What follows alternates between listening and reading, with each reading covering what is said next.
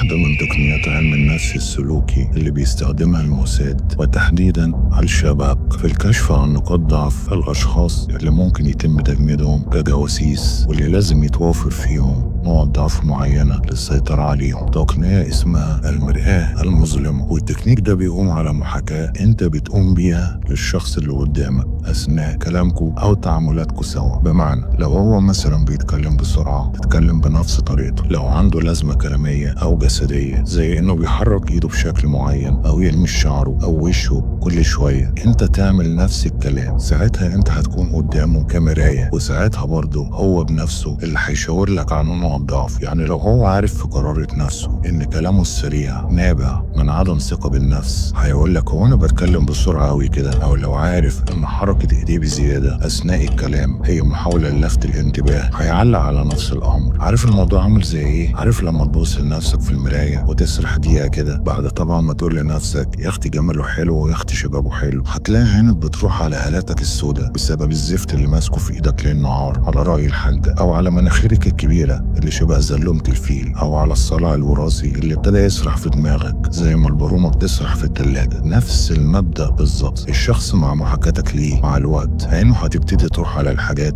اللي بتسبب له أرق في شخصيته. وطبعا امتلاكك لنوع ضعف أي شخص هو بمثابة امتلاكك ريموت كنترول، قادر توجهه زي ما انت عايز. وعشان تعرف ازاي تستخدم نوع الضعف كل اللي حواليك استناني الفيديو الجاي، بس ما تنساش تجيب معاك بطارية للريموت. هولا.